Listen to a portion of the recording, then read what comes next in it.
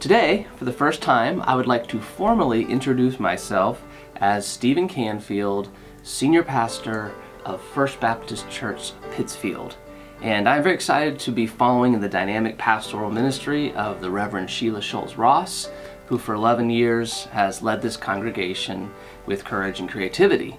And so now I am excited to look to the future with you all. And so I thought it would be good to give you a little bit of a sense of my heart going into 2025.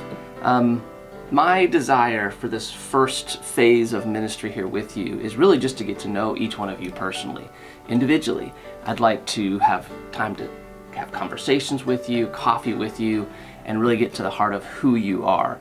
And I want to attempt to be a stable presence of goodness, creative energy, and wisdom in your life now and for many years to come. With that said, I recognize that change is a tricky thing for humans. Because of this, I thought it would be helpful to give you a head start on understanding my leadership posture and approach. So in doing so, I'm hoping that new conversations will open up between us. And so right from the beginning, I want to say to you, if there's anything I do that you're confused about or concerned about, please come talk to me and we'll sit down and we'll have a conversation. And I promise that I will listen to your concerns and I will take your thoughts and questions and advice very seriously. Now, I believe I can set up my leadership strategy for you in 5 words. And those 5 words are formation, anticipation, imagination, transcendence, and hospitality. So let me just make a few comments about each one. First, formation. Everything I do as your pastor will be driven by a passion to develop and strengthen a context for whole person growth in every person at First Baptist. My desire for all of us is that we be formed into the image of the greatest human that ever lived. And Jesus is the only one I can think of that is worthy of that designation. So my strategy is simply to pray and preach and lead toward this kind of formation. My conviction is that robust preaching from the scriptures, along with humble, honest, Christ-centered leadership, will have a powerful, formative effect on any church. So I will do my best to lead in such a way so that whole person, all-inclusive, Jesus-centered formation will just be the way things are at First Baptist Church of Pittsfield. So first formation and then anticipation. My desire is to see every weekend worship service, every children's and youth gathering, every meal or special event humming with anticipation. Humans were made to swim in the waters of expectation and anticipation. And if you're like me, you begin thinking about good things to come long before they happen. Why is that? It's because we need the emotional energy and joy that good opportunities stir up within us. Humans stagnate and even sour in environments of hopelessness. So it only makes sense to pray and plan and prepare for gatherings where expectation and hope is the very air we breathe. Formation, anticipation, and then imagination. The Christian imagination is obviously much more than any one person or one church can get a hold of entirely. Nonetheless, we can do our best to stretch the boundaries of our education, experience, traditions in order to see more of the grand narrative and everyday implications of the story of God and His people. We must cultivate a church culture where curiosity is alive, not only in 8-year-olds, but also in 88-year-olds. I believe that one of the many reasons for the decline of the church in the West is a striking loss of a reinvigorating Christian imagination. Most churches have either rallied around a posture of certainty or retreated to the comfort of nostalgic religious routine. The result, then, is that our churches either tend to be institutions cultivating pride or pointlessness. Both will not do. We must humbly allow God to stretch the limits of our imagination around the person and work of our hero, Jesus. Formation, anticipation, imagination, and then transcendence. Church is typically viewed as a place to build good relationships, develop a Christ-like character, and do good things for one's community. Hopefully, church is all that. But a community of faith must also be a unique spiritual collaboration of hungry-hearted people who are eager to know and treasure God. The metaphysical energy of a vital church is really God Himself. God, shockingly, invites His people to participate in the life of love that eternally exists within the relationship of the Father, the Son, and the Spirit. A life-giving church, therefore, revels in this participation and seeks to know it, grow in it, and enjoy it together. I believe that ordinary people in our city are hungry for this kind of spiritual transcendence, and a church that takes up God's invitation to join in this dance will find many new and unexpected friends at the party. Formation, anticipation, imagination, transcendence, and finally, hospitality. Do you know why the church takes hospitality so seriously? It's because each one of us was welcomed by grace to the table of Jesus, the table of belonging. And this welcome came at an unthinkable cost to the host. We've been given an extravagant invitation and a truly genuine welcome with no strings attached. Come to the table of Jesus, you are welcome.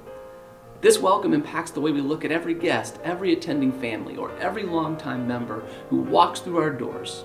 It should fuel our conversations, inform our decision-making about decor, music, children's ministry, liturgy, programs, teaching, coffee, and even bathrooms. To take hospitality seriously in a church is really to take love seriously. And without genuine love for each other, our programs, buildings, and budgets are like the claying of pots. Noisy, perhaps entertaining, but in the end, unimpactful. I want you to know right up front that these 5 words are the North Star of my love and leadership for all that is coming for First Baptist in this new year. And I realize that when any new person takes up the mantle of leadership in a local church, there always follows a critical season of transition as we all adjust to each other and to the new things we will navigate together. A new pastoral personality, new Sunday morning worship patterns and practices, new ideas about which church events are no longer helping the broader vision of the church, a new approach to youth and children's ministry, new words and songs and prayers and art, and on it goes. Now, just saying this out loud, some of you may already begin to feel the emotional version of submersion into cold water. So just know, I'm happy to give you as much time as you need to adjust your heart and mind to the refreshing waters of ministry in 2025 and beyond. And so I'd like to ask one more critical thing from you. Regardless of your age, regardless of your history with this church or with Christianity in general, I want to ask you to join me in cultivating courageous, curious, compassionate, and humble hearts in 2025. And here's why. The disheartening reality is that the mainline church in the U.S. is in decline by an alarming rate. Churches all across the country are selling off their historic downtown buildings because there are not enough people or resources to justify these spaces any longer. And the hard truth is that unless we and other churches like us begin to think differently about ministry, to strategize beyond the comfort and nostalgia of our own church traditions, we will eventually meet the same fate.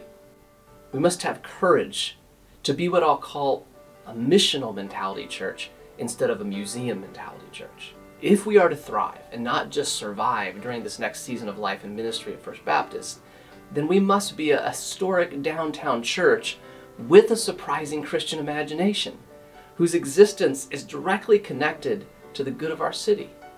We must all take courage and be willing to embrace changes that maximize our ministry impact in Pittsfield and the surrounding communities. Now, there's a beautiful scene from a BBC television series called Cranford. In season 2 of the story, an elderly and influential group of ladies and one wealthy elderly man are given the opportunity to move their town into the future by embracing the railroad's request to lay tracks in their little community.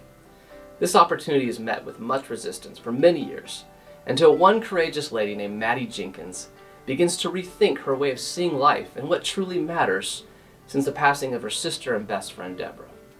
She decides to step outside the box of her comfort zone and compel her friends to do the same. So she makes a timely appeal to courageously reconsider the benefits of the railroad. Her words, written in a personal letter to each member of this group, bring forward an opportunity for a strategic change for a better future. And I believe her words profoundly apply to the critical junction we find our church here and now. I'd like to read you Miss Maddie's appeal to her friends. This is what she says.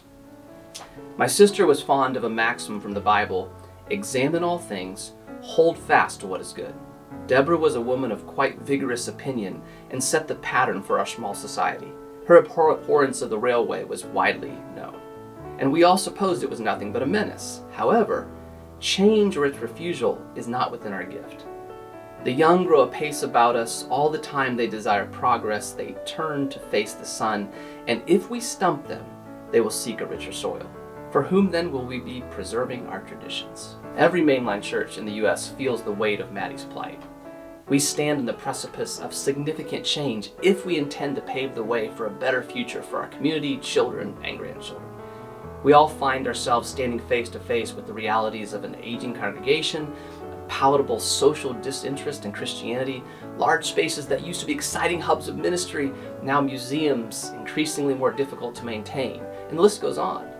Along with this, we feel the very real need for renewal in a culture where a crisis of meaning is epidemic. We see overwhelming need for restoration and neighbor love as we navigate in a culture that seems poised for more division, suspicion, lack of trust, fear, anger, and bitterness. But the good news is that although all is not well in our world, the Christian vision is brimming with hope. All will be well. We believe in our bones that Jesus' death, life, resurrection, and ascension are the stories that answer our deepest fears and needs. They are the springs of renewal from which every human heart longs. And so the church, our church, must draw from the waters of this life-giving Christian vision as we move into 2025. So I'll end now with another bit of really good news. The church will prevail in this project of loving God and neighbor because, and only because, Jesus is our true shepherd. The really good news is that he will prevail in his cosmic project of setting all things right. So let's settle into this great Christian hope. Let's take courage and courageously change for the better together. Let's follow Jesus, and perhaps he'll restore the ministry momentum of our church for the good of this city and the glory of God. Amen. And we'll see you Sunday.